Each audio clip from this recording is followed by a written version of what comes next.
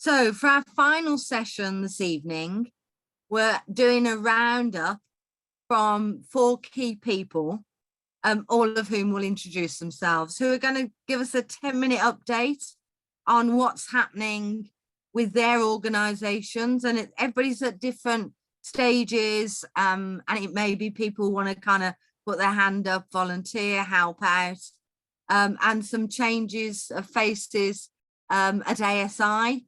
So I'm going to pass over firstly to Chase Palmer, who is at ASI. I'm hoping it's still online. Catherine, nod to me. Yep, okay. Yes. First of all, I'm sure Chase will introduce himself. So Chase is in America and is from ASI. So pass over to you, Chase, if you're online. Are you? I am. Hi, everyone. Hey, okay. Over to you. Been a pleasure getting to listen to everyone and everything today. For those who don't know me, my name is Chase Palmer. I am the, incoming president of ASI. Stepping into some pretty big shoes, filling in for Robin after 30 years of honorable service to try to help the Ostrom family. Some of the things that we've been involved in 2022 as far, and I guess my plan for today is to talk about some of the things we've done in 2022, as well as events we're hoping to have take place in 2023. Our event of the year was the externally led patient-focused drug development, the PFDD, which took place in Maryland in September. Some of the people actually tuning in here, for example, Dula took part in this event. The purpose of the event was basically to, this is what the FDA site actually says their purpose is. Basically, the point of that was to help illustrate the Ostrom experience to the FDA. And through that, we are hopeful that we'll be able to, gather more knowledge about the patient experience. That way drug companies take interest and will try to help us get an orphan designation. One of the examples of that was the Rhythm setmelanotide that took place recently. Unfortunately, they got the CRL, meaning that it wasn't, the FDA didn't accept the indication, but hopefully there'll be more studies like that that can lead to some good new drug development in the US and worldwide. We had a survey that went place. It's still open. If anyone cares to participate, they're welcome to. The purpose of that is just to allow all patients and people living with Ostrom syndrome to be able to share their perspective, their, what medications they take, for example, what their life experiences is, and other things that contribute to living with Ostrom syndrome. Here is a link to the survey. It's still live, and we definitely would appreciate more participants. That way the FDA gets the full picture of what's going on for people that live with Ostrom syndrome.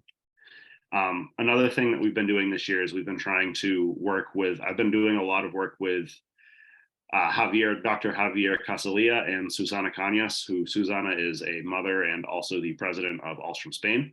We have been working to do some medication reconciliations for Spanish speakers, just to try to help make sure that people know that how to take their medications and what they're for and stuff like that, and just sort of trying to help people that have, whether it be stateside, people that have English as a second language, or people in Latin America.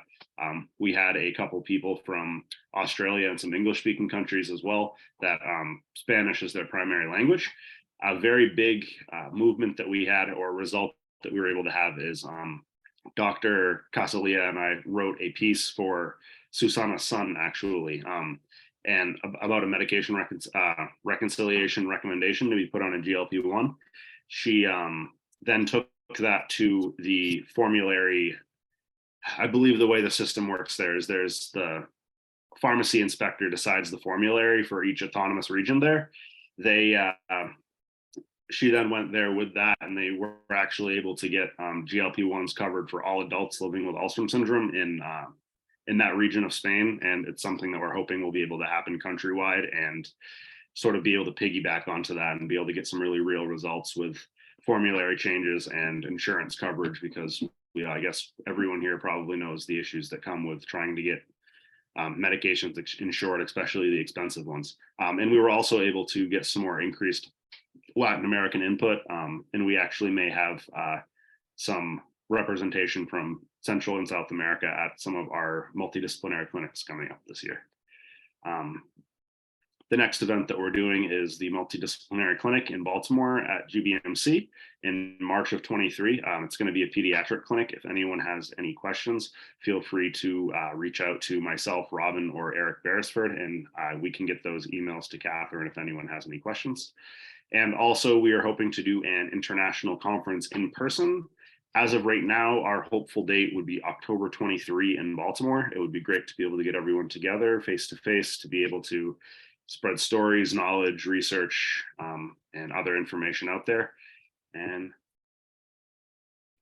I think that's pretty much all I have for everyone today. Okay, so my name is Marina Valenti, and I'm here to speak to you about Alstrom in Italy, to update you a bit on what's been happening recently. So let me see if I can check. Hold on a second, because I've lost my arrows here. Here, maybe here, no. Okay. So for quite some time, as Alstrom Italy, we weren't able to meet with each other just as in every other part of the world. But fortunately, just recently, for the first time, we were able to have our family weekend on the 28th of October. We got together for 3 days, and there was also a special reason, because we had the presentation of a book in memory of Fabio Falcer. Fabio was our secretary, and we have a picture of him on the screen together with Dr. Pietro Maffei. Unfortunately, he passed away just almost 2 years ago. And so the members of Alstrom Italy got together with his family and other friends, and we put a book together with all sorts of memories, moments, events involving Fabio. And it ended up in this book called, in Italian, I'll translate it into English. I think we can translate it as Fabio's Secret Vision. I won't go into the explanation of the title because it's rather long, but it turned out really well. And so we got together in Portogruaro, near where Fabio's family lived. And the 3 days of merrymaking, I think, would really have made Fabio very happy, because that was his sort of motto, to go out there and to live life to the best. We did lots of things together, lots of eating, drinking, and merrymaking. But of course, Dr. Maffei was always around, so we had to behave ourselves. I posted some pictures, and there's a picture of the Alstrom group on our day in Venice, because we all went to Venice from Portogruaro for the day. And in the picture, you can see some of our Alstrom people listening to a guide who was explaining all the magic of Venice to us. We also have you can see a picture of Venice in one of the canals. And then we also have another picture of 2 of our Alstrom patients here in Italy. The next photo is still of our weekend, and there is a group picture of all of us listening to a guide explaining a bit of the history, the Roman history of Concordia Sagittaria. There is also a picture of us all at table having good fun together. And there is a picture of Filiberto, one of our Alstrom people, together with Chiara Anselmo's dad, Maurizio. So this is just to give you a bit of an idea of a lot of what we do in Italy, and that is mostly spend time together, support each other, and it often involves going away together over weekends. I also wanted to share one of the other events that have taken place recently, and it sort of involved only us Alstrom members in the Lombardy area. on the 4th of November, we got together in the Italian Deafblind organization at their association for the presentation of a dictionary for haptic communication. So haptic communication uses signs on body areas that are neutral, such as the back or arms, and it allows real-time communication for the deafblind. It complements a tactile deafblind language. It's sort of an emergency language, and it could be of utmost importance in certain situations. Initially, I was a little perplexed about this haptic communication because I thought, well, Alstrom, fortunately, we normally don't need to use deafblind language all the time. But once we got to the workshop, I realized, together with other Alstrom people, just how important it can be for us to. So the workshop was the end result of a project involving 4 partner countries: Estonia, Sweden, Italy, and Portugal. And at the end of this project, they produced this free online dictionary. And I really think that it could be useful in the formation of doctors and nurses and anybody who could end up working with deafblind people, because hopefully there'll always be a translator, but sometimes this is not possible. But most of all, as an Alstrom group, we realized that there are so many situations where even Alstrom people who have hearing aids and who hear quite well, there are situations like in a restaurant at table where it's rather noisy. For the deafblind, usually in order to communicate, you need face-to-face to be face-to-face. Whereas, as I was saying, you're sitting in a restaurant, it's rather noisy, and the waiter arrives. So one of the signs that we were taught was, for example, when the waiter arrives with a fist, you on the person's back, you rotate your fist 3 times, and the person knows that the waiter has arrived. Some of the other signs that we learned was, for example, to say yes, you place your palm on the back of the person's back. To say no, you move your finger 3 times, and the person understands that the answer is no. Obviously here I'm referring to the Italian signals, but every language has their own signals. In order to say that, to show the person that you're present, you put your hand on their shoulder. In order to explain that you're going away, you brush their shoulder, and this is communicated. So I think that it would be interesting to set up a project for the English-speaking world. Possibly it could be connected with Alstrom, because all the Alstrom people who were present, we all realized that it could really be useful when you're walking downstairs, when you're going into the sea, you're sitting in a restaurant that's really noisy. There are moments where this can be really functional. That sort of concludes anything that's been happening recently here in Italy. But our next family conference will be held on Lake Como, on the 28th of October. Hopefully you can get to America before. And with that, I say grazie from Italy. Goodbye to everybody. Bernd, do give us an update on the development within Germany. Thank you. Thank you. I try to share my screen. I hope you can see it. Yeah, fantastic. Okay, it's pretty much based on. Okay, so now we are ready to start. I try to make it quick.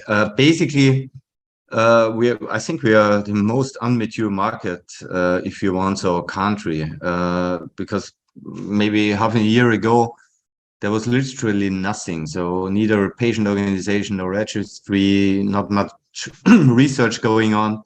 So it was kind of starting from scratch. So what we had to do was really building up structures first before we could even think of building up like patient organizations. And that's pretty much what was happening over the last year or year and a half to get the basics right and get into people's mind much more that there is firstly rare diseases and there's Alzheimer's, what the challenges are, and so on and so forth. And that was kind of the focus of what we were doing. And I know this is quite a noisy and complicated chart, but it shows a little bit what's been going on. So on the one side, really, finding patients. So we started a petition for rare diseases in order to get some noise there. We are now starting organizing patients. I say something in a minute about that. We started working with data. We're getting I know it's still a regional solution, but I'm so happy to get at least one, a registry for Germany. We are so happy and proud, and thanks a lot, Anne and Carrie, to you, that it was possible to meet a couple of weeks ago in Tübingen to get the European network together, or I have to say to get Germany into the research and Alzheimer's network, and I think we had a fantastic meeting, and I hope we continue this kind of discussion and cooperation, because like I said in the earlier session on Benzart, we have to work together and we have to work as a team and share our knowledge as much as we can. So it was brilliant. It took place and gave us here in Germany a lot of hope that we get things running soon. So that is kind of one part of the story. The other topic I'm working on is really to start creating like an ecosystem for patients, like you are showing in the UK with Birmingham, with the system that you build up there, which is already up and running. We try to do something similar here, and an opportunity that was quite nice, talking about patient or patient centricity. A couple of weeks ago, I had the chance to speak to Mr. Burler, the CEO of Pfizer, and tell him as well about the importance of the European market as a whole. And we get, for example, into the minutes that Pfizer will do now more clinical trials in Europe and hopefully cooperate with us there. So I hope that some opportunities are arising for what we are doing out of these kind of conversations as well. And apart from that, as I said, I really try to build up networks. So cooperating all over the world with medical supports, doing presentations, sharing the case, simply making people aware of that there's something happening in Germany now. And I'm really confident that we now do the next and I think most important step, and this is really setting up a patient organization. It's kind of, we have set it up already. We had some legal issues, so it took some weeks longer. But the good news is that before Christmas, we will do our kickoff meeting where we will show what we did so far and invite really all patients or people who are interested in joining us to go the next years together with us in order to kind of continue on the basis that we have now, and hopefully do the next big steps. There's a lot of activities we are already involved for next year. So from rare disease runs to a lot of other things where we can all participate and continue building on say the little knowledge that's now here in Germany and all the support that we got so far. So I hope that the invitation for this event goes out by the end of next week and we manage to find a meeting before Christmas. And ideally, we're not only offering it for Germany, but for all German-speaking countries. Austria, they have a similar language as German, and maybe parts of Switzerland as well. So that's in a nutshell what has been going on. And like I said, the biggest step is coming now with setting up, I think, this patient organization. But I hope that we have a good basis now to build it on. And at the end, thanks again to all of you, Catherine and Carrie. Fantastic. They don't do anything, Bernd. I keep saying I love working with you. You know, my visit in UK was fantastic. Tübingen was great, and all the meetings we had in between as well. So thanks a lot for all of that. Lovely. Okay, and very well done. You really are accelerating some of the work and reaching out. So yeah, whatever support we can offer. Thanks a lot. So I read something out from Robin earlier because I couldn't work out how to unmute him. Is he still with us? I'm sure he's got a few words he'd like to say. Well, you did a fabulous job, not in the least bit surprised. And I have to tell you that having made the decision I've made to, do the transition and line up some great people for you all to work with and everything, but it really comes down to this voice of the patient issue and the fact that they are, without doubt, the strongest advocates for us, and we should have started doing it even earlier than we did, and we were way ahead of most when we did do it. So it's just, it just makes me feel good. And of course, like I said, it really is quite wonderful to visit with people that I've known for so many years. And I do hope you guys will come up with a lot of representation, and we'll talk a bit about what your kids and some of your doctors need and want from the International in October. And it's very close to NIH, Greater Baltimore Medical Center, where the Jandy Marshall Center of Excellence is. We're in a great position if we want to do some clinical studies, because it's one of the rare opportunities when you get so many patients together. So having actually, 50, 60, 70, 80, 90 Alstrom kids there offers opportunities that nobody can come up with separately, easily. Yeah. With the facilities and with the trained people there. So Greater Baltimore Medical Center has about 18 providers, all of whom are now used to dealing with Alstrom syndrome, some of whom are on the research side of things and might be very interested in doing something. So even though I'm getting done officially with my 3 big titles on the 31st, I am on the board. I am planning these functions coming up. There's a pediatric clinic in March, an adult clinic in June, and then the international in October. We won't do our adult clinic in September for obvious reasons. But I'm not executing them. I'm training people and giving them all the support I possibly can, but not taking responsibility for it all. Too damn old, guys. I'm sure that's not true, Robin. Spring Well, chicken. no, it is. It is. I learned that in 2019. That one really did me in. Wow. So, which Okay. some of Well, you might- hopefully we'll have a very large contingency of people coming over from the UK. Yeah, but I'm on the board and I'm not going anywhere.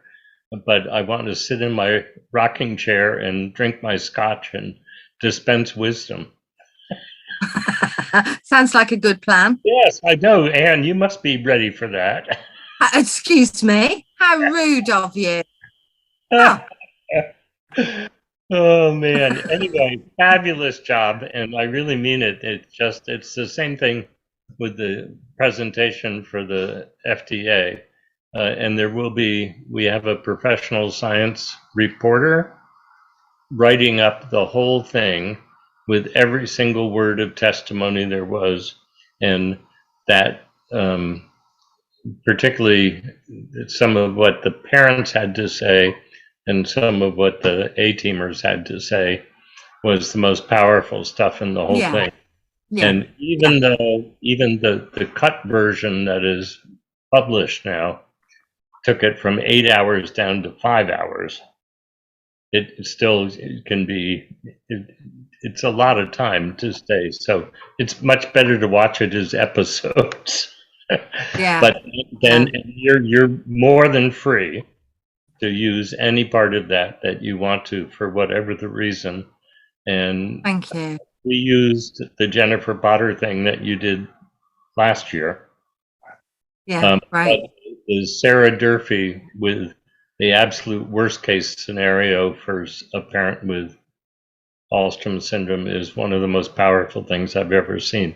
I will never ever be able to watch that without crying. So, and it's the first thing that we did, Yeah. and it had an impact. I mean, the FDA, some of the hierarchy was there in the room. And I'm used to dealing with them because I've testified before them before. And nobody ever came up to me the way these guys did afterwards, because our kids have strong voices and their impact is greater than what those of us who don't have Alström or those of us who are not parents could ever have. Yeah, I'm rightly so. Yeah. So you guys look great and you did an incredible job as always. I'm still jealous. Thank you. Totally jealous. Well, you'll be more jealous because I'm moving on to have Kerry just do a roundup of the work that's been going on in the UK. Nice. Okay. So good Get to to speak it. to you. Thanks, Robin. Take good care. I'm not signing off yet. I might get a quick scotch, but Get a quick scotch. Okay. So to complete that kind of worldwide global roundup, Kerry, ASUK's chief exec, is going to give a brief update on what ASUK has been up to. Over to you, Kerry. Thank you. Okay. Sorry,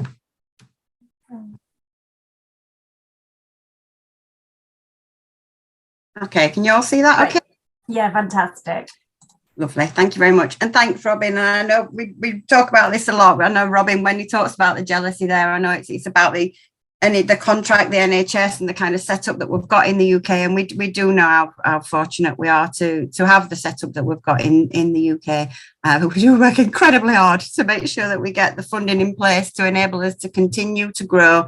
But it means so much to us that we get to collaborate with everybody on a global scale. I think if you want to take anything from the presentation from me today, it's collaboration is the key for us. We know how important it is to work on a global scale, to learn from one another, to share our experiences, and to really forge ahead with research. So my name's Kerry Leeson-Beavers. I'm the chief exec of Alström Syndrome UK. So just to, very warm welcome, and just for anybody that doesn't know me, so I'm mum to two boys. My eldest son has got Alström syndrome, so I've got that lived experience. Been involved with ASUK now for obviously since Keon was about 4, and so progressed through the charity and into the chief exec role since November last year. The charity ASUK started in '98, and up to now we've got 86 people on our database. But you may have seen the Breaking Down Barriers logo on some of the presentations that we've delivered today. So Breaking Down Barriers is a network. It's a project that's led by ASUK, and it's a group of organisations supporting families with rare and genetic conditions. So the different organisations, and we've got over 60 organisations part of that network now, really looking at how we can improve engagement and involvement with people from diverse and marginalised communities. So while we do a lot as a patient organisation to support our own community with Alström, we do a lot more broader work as well, more generally within rare conditions, because as many as you know, we're too small to work in isolation, and we learn a lot by working with others, and because we face similar challenges. So this is the ASUK team. So quite a few people there. So we've got our board of trustees. We have 3 volunteers. We have 3 contractors and 8 employees. So support and information. So our family support team, we have 2 care coordinators and we have a transition coordinator that's funded through a Children in Need grant. So working specifically with young people from age 11 upwards. And as you see, we have our Culture Sparkle sisters, and we do a lot of work around involving the voice of young people to shape everything, and our adults, but to shape everything that we do within ASUK. We offer emotional, practical and financial support. So where we can, as you've seen, there's some examples today around the health equipment that we've been able to provide to support people to be as active and as healthy as possible. And obviously with the cost of living crisis that we're all experiencing at the minute, we're looking at what we can do as a charity to support families through that in terms of grants and the different support that is out there within the UK. We contribute to the information that's provided in terms of the medical handbook and the European clinical guidelines. And we've also got the global patient registry, which we urge you all to complete and to update if possible, please. The ASEU is something that's, starting to take off. And again, thanks again to Bernd for organising that meeting. Brilliant to meet new researchers in Germany that are working on Alstrom. And I think for us, we need to do a lot of work around mapping what is going on and what is happening out there, so we can pull all that together so that everybody can benefit from the research that's happening.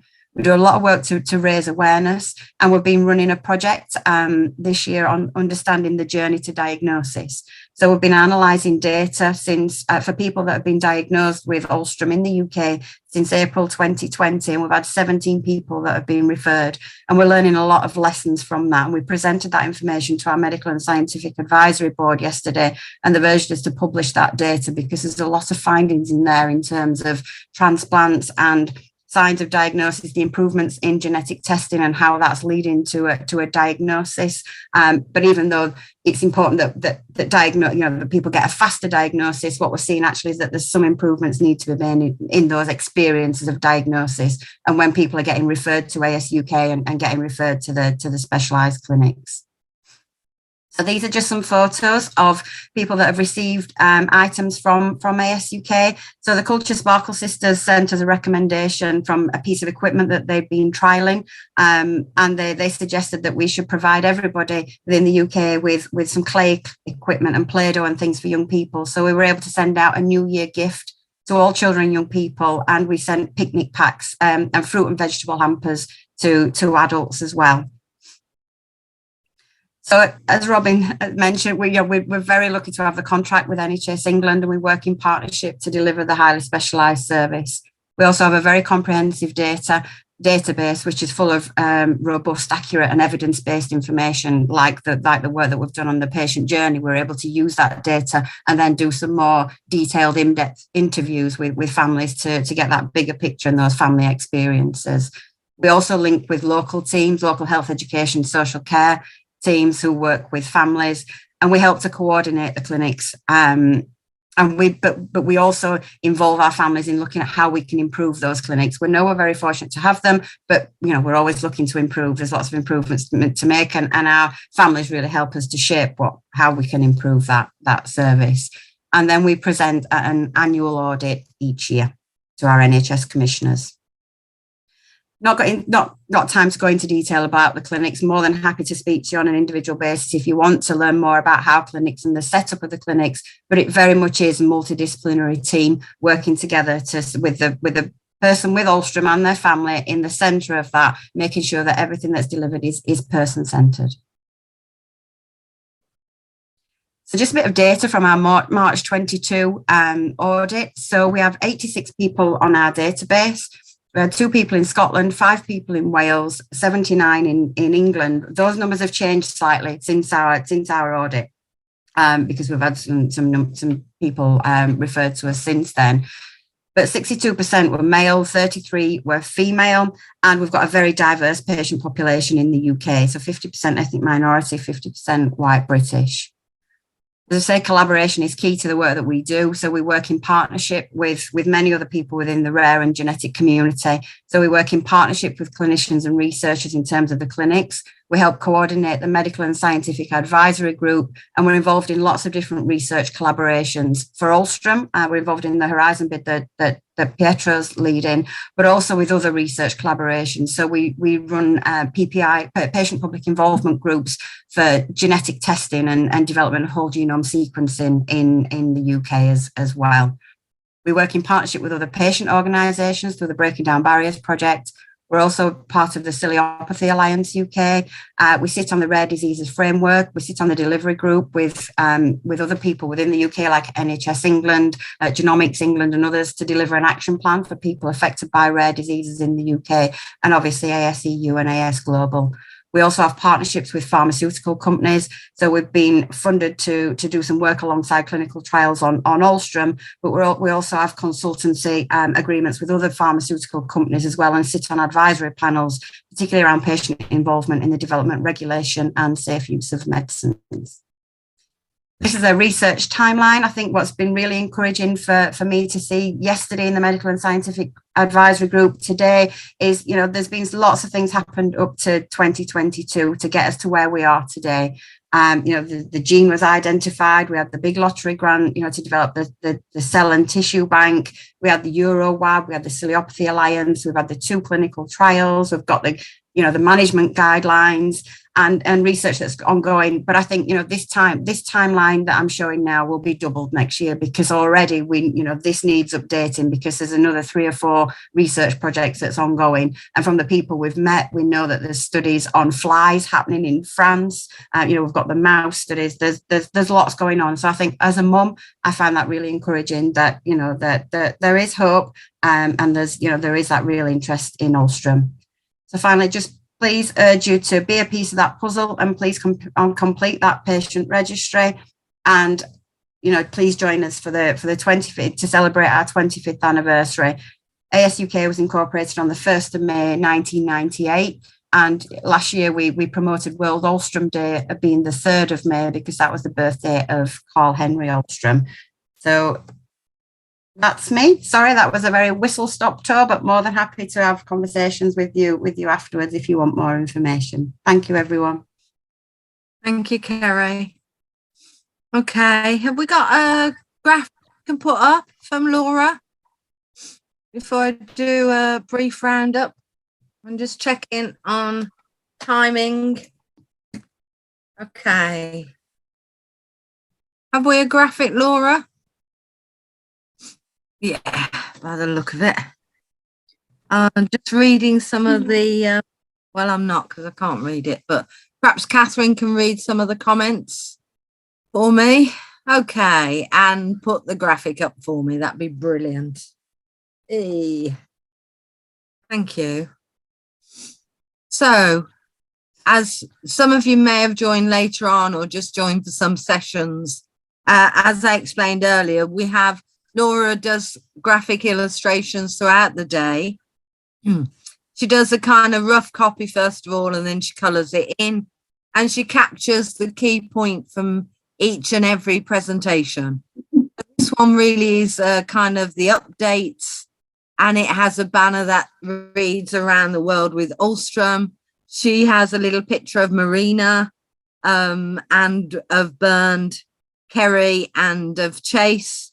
And she's just putting some of the key points within that, such as a family weekend that Italy have had, some of the work that ASI have done, which is the externally led patient-focused grouping that they've had, and, you know, to ensure we're all kind of contributing to some of the work that others are doing, and that collaboration is key.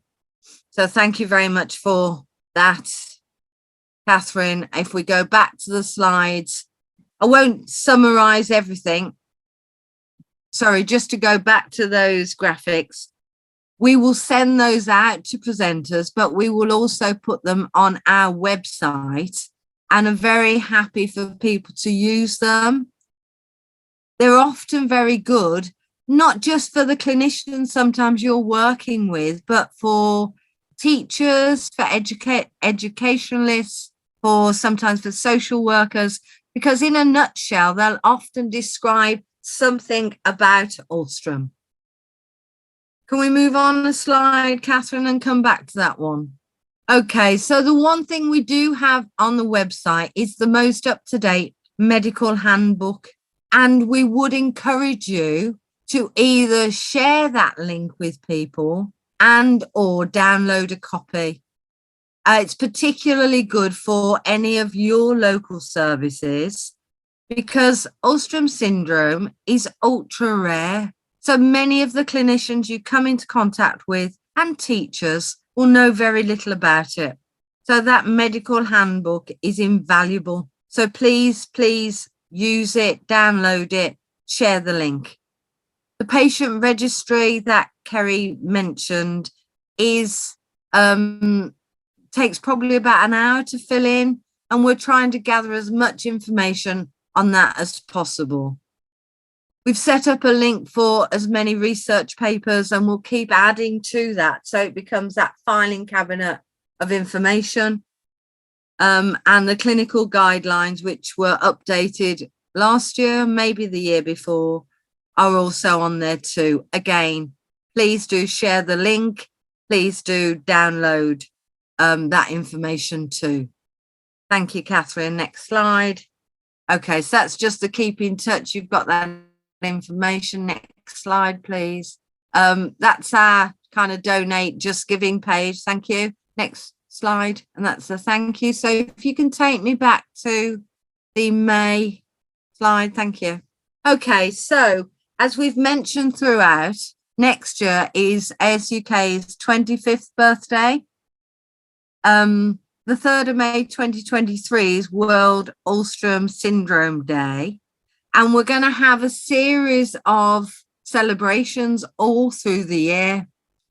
We'd love some ideas from you on what we do.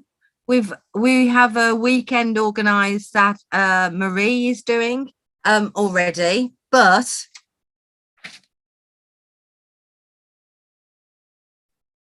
And you've just gone on to mute. happen. Can you hear me now? Yeah. I don't know how that happened. So we're going to have celebrations throughout the year, bit of a focus on 3rd of May, but some small different celebrations throughout. We'd love to have your ideas on what we do, but we'd also like to challenge you to come up with pictures, paintings, poems, collages entitled Rare Moments. So this is for individuals with Ulstrom, but also mums and dads and other carers and siblings. And it can be anything and it can be any size. And you have until the 31st of March 2023 to send it in to Catherine. And we're going to do an art exhibition.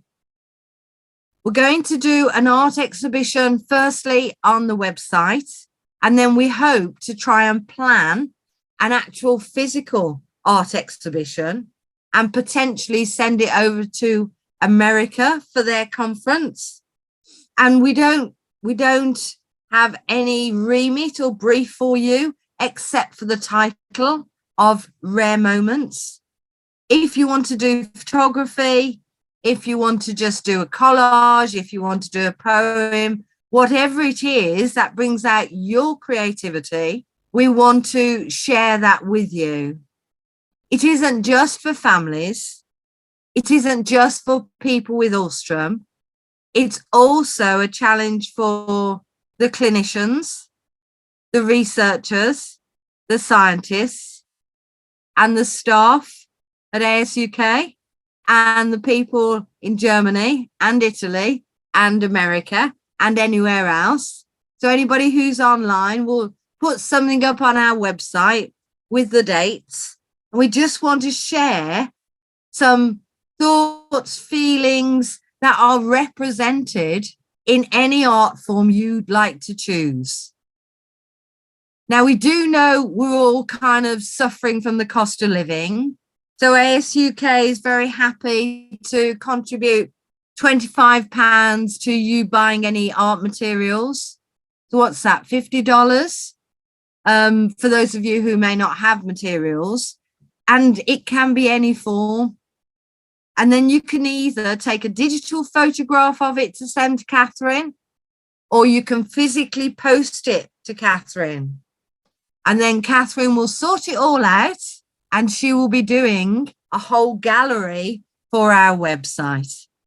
It's something different that we want to do that isn't just a focus on health and all the other things that we tend to focus on. We want to see the best of your creativity. We might give a prize for the most extraordinary or the strangest or the weirdest, but really it is just for fun and to enjoy getting your thoughts and your rare moments onto paper or card or wood. So your deadline for it is the 31st of March, 2023. And it kickstarts our celebration of 25 years of ASUK. I'm very excited already. I've already bought my crayons. So that is kind of the end of our conference. Thank you for those of you who have stayed all day.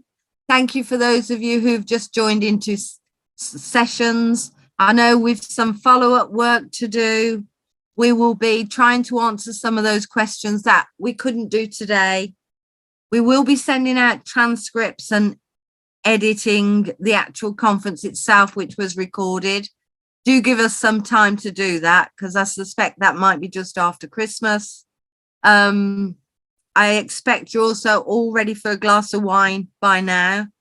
A big thank you to everybody. Thanks to Catherine for keeping the tech working. Thank you to Laura for doing our graphics.